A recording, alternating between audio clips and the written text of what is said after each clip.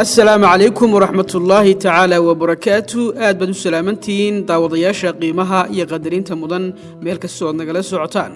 ما أنت وحين النمي ميد كميدا قريها لقدسو قدها عاصمة هرقيسا قريغاني waxaa ka dhisan yahay xaafada boqol iyo kontonka waxaan uu ka dhisan yahay dhul cabirkiisu yahay 12 iyo 18 mitir wajahada hore ee guriga wad arkaysaan sida ay u qurux badan tahay albaabka iyo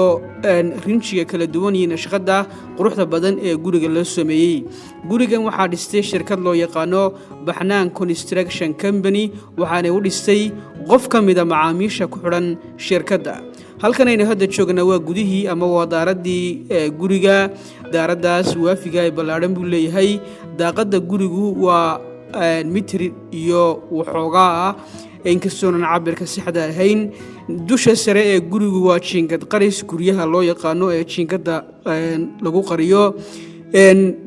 dhagax baa wajahada uu injineerka gurigu ugu sameeyay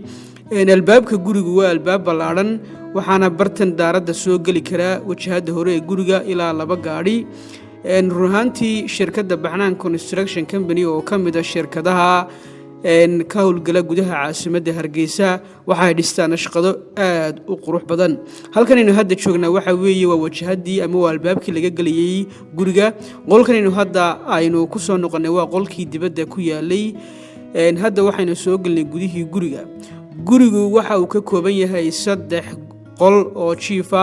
fadhigii iyo qolkii dibadda aynu soo aragnay iyo sidoo kale kitchada waxoogaa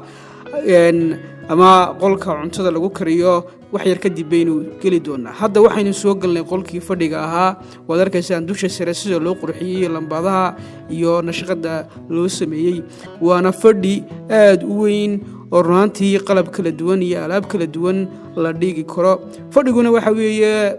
qolalka ugu muhiimsan guryaha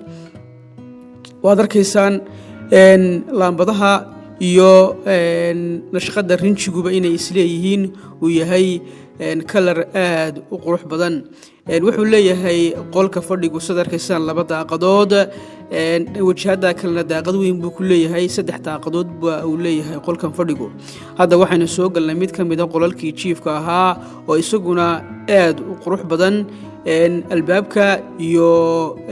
dusha sare ee siriga marmarka daaqadaha intuba waa isku color oo waxa weeye colorka yar ee casuusta ah ee indhaha u fiican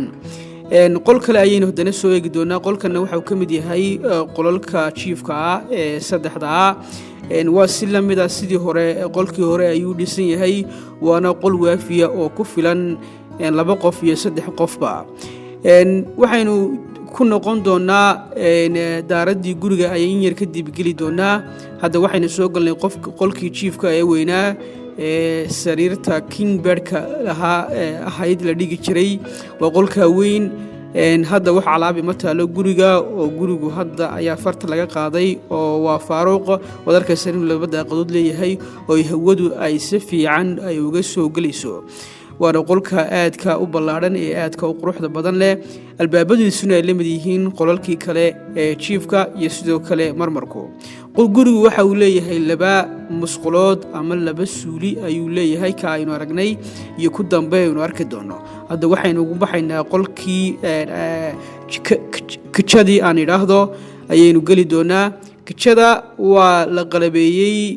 kabarkii iyo alaabadii weelka lagu gurayay iyo waxyaabihii kale waata lagu xiray kitchada waxay leedahay hal daaqada waana kitcho aad u ballaaran oo dhowr qof ay ka wada hawlgali karaan ama ay ka wada shaqeyn karaan taas waa daaqadii oo ay iftiinkii cadceedu ay ka soo hayso kitchadu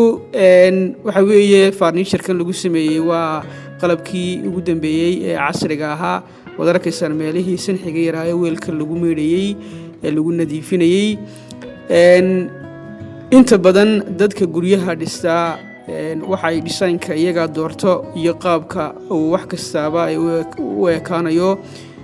maadaama qofku gurigu dhisanayo saanay wax kale uga iman kani waxa weeye waa suuligii labaad ee idin sheegay waana suuli aad u nadiif ah oo si fiican loo nashqadeeyay marmarka caadna lagu sameeyey shaawarkii iyo faraxalkii iyo wax walba leh. halkaa hadda aynu muuqaal ku qabanay waa daaradii guriga.